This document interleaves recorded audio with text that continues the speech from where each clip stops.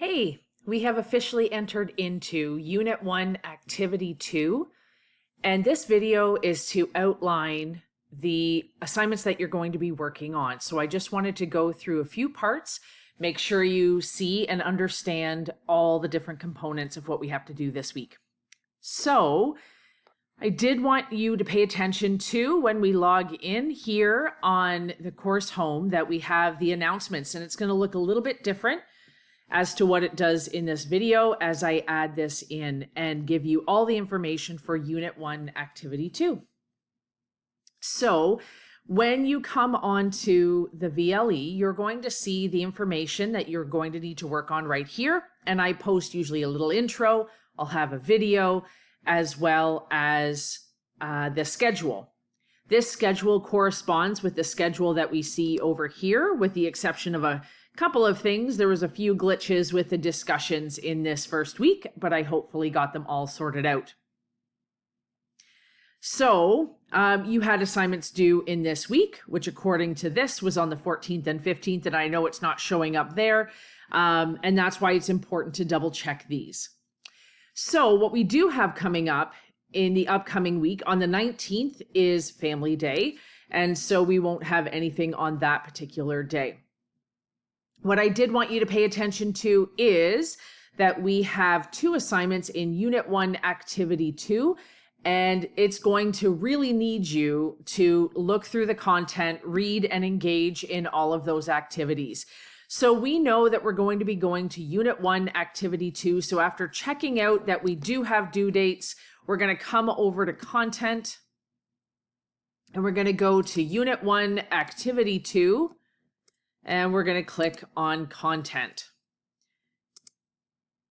So in the first week, we were talking about introducing the idea of what anthropology, psychology, and sociology is. So in this activity, we are going to be delving a little bit further on into what those are in particular. So what we want to do is we want to start from the very top and engage in a lot of these activities. So what we see right here is below this interactive activity, where we're going to click on one of these three pictures, that we see a discussion. And that's what that icon means right down there. So we know that we're going to need to participate in this activity for the reason that it will give us the information that we need for the discussion. So see, think, wonder. What do you see? What do you think about? What does it make you wonder? So what you're going to do is in this activity, you're going to choose one of these three pictures. I'm going to choose the bowl. And then I'm going to jot down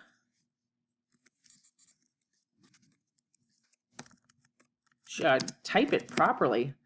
So what it makes me see, what I'm looking at, what I think about it, and what I wonder. I wonder what civilization would have used this bowl. I wonder what purpose it would have been used for. Would it have just been a food bowl, or would it have been a number of different things? So I'm going to type all those out, and what you can do is copy and paste that or take a screenshot. This indicates that you can print it out. I know for many of the students at my school that isn't necessarily an option. I did recommend making an ongoing Google Doc where you record all of those things, so that in case something happens between you posting in a discussion and not, that you have all that information, you can just copy and paste it in.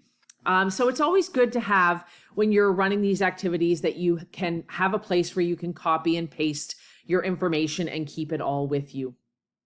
So when you're ready, after completing that interactive activity, you can join the discussion and post it in there. Remembering that discussions are worth marks in this class, and that in addition to sharing it with your peers, you can actually get extra marks for participating in the discussion or commenting on what other people had. So in Unit 1, Activity 2, this information is really setting us up so that we are starting to think about creating questions, or when we look at the world around us, what are we thinking about? And so that is what we know this whole activity can be about, is the idea of not only understanding what anthropology, psychology, and sociology are, but also that we're going to start thinking about it and questioning things around us. So as we go through the information, it's going to talk about what primary and secondary sources are. These are interactive. Here's a video. You can click on these and move through them for that information. And as we carry on down, there's also the information about how to evaluate criteria for sources that we find. So when we're doing secondary information and research that we can evaluate. So that's what all of this is. And you can click through these. You will need to know this information for our next activity. So citing your sources, there's some information here on APA citation and referencing. And because there was very little information in just a little website, I couldn't be sure that all of you had practiced this before. So I've created a video here that outlines specifically what APA is and how to use these resources in order to create citations, which is also information you're going to need for this next assignment. So in this particular one, what we're going to do is we're going to find sources that outline anthropology, psychology, and sociology, and you can find a number of different resources. I found for anthropology, I found an infographic.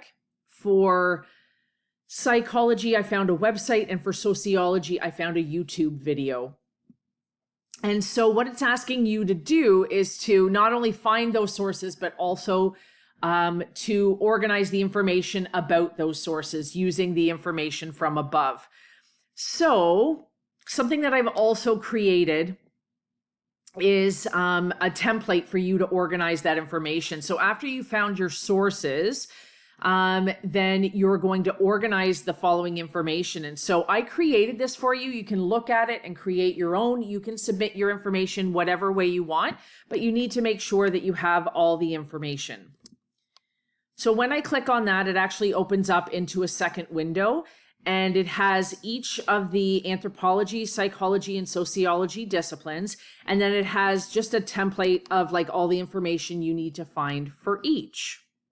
So I put that in there in both Google Docs. I know not everyone works in Google. My school exclusively does.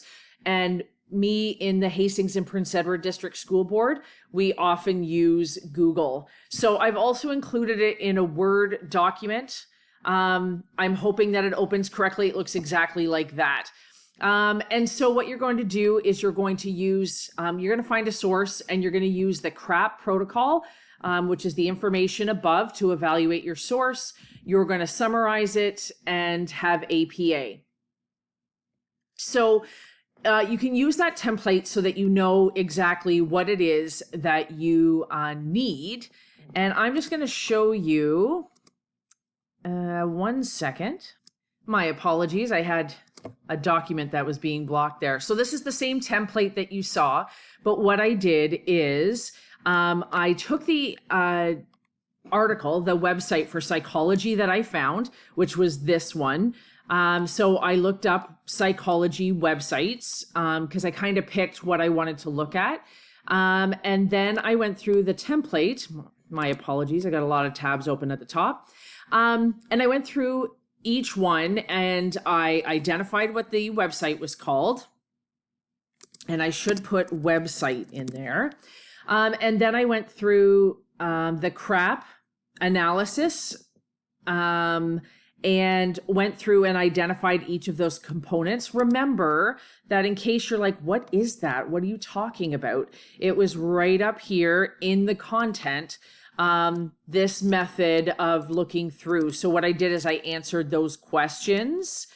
And so I went through and looked at each of those so that I could understand what the CRAP method was. And then I put it in my my information here. So I evaluated the source, I summarized it, and then in the previous video in content, I had shown you how to do APA citation. Sorry, right down here. There it is right there. This video here shows you how to put your source, taking it as a URL and putting it into proper citation format. And so I had copied that into here. So it's important to go through the content so that you know exactly what you're working on. So going to carry on. So you're going to hand that in. This icon right here, or this little image, represents that this is into a Dropbox. So it is not a discussion where others can see. And again, you can use the template or make your own, making sure that you have all of this criteria. And then you're going to submit it into the Dropbox. And you can do that. Remember, there's a number of ways to do that. So you can work through content, but if you're working on, this is called looking through the lenses, remember that you can also hand that in on the course home, where when you are complete that assignment, you can simply go here. And this is also a way to hand it in. Again, mine looks a little bit different than yours just because I'm the teacher and I can't necessarily hand in work. But when you have an assignment, you can hand it into the content. It's all the same Dropbox. You can go to the calendar. And the third place is if you know that it's an assignment, not a discussion, you can actually go right in here, click on looking through the lenses, and submit that assignment in. So let's go back to finishing up Unit 1, Activity 2, the information. So far we've done a discussion where we were examining what we're thinking about, what we wonder when we look at something. And then we've gone through and we found information on anthropology, psychology, sociology. We've got some more information that we're going to engage in here. So there's some interactive activities that will help shape our understanding. This one is really important. Moving into the next one is where we're not only going to wonder, we're not going to find just secondary sources, but we're going to be finding a way to create good questions as social scientists.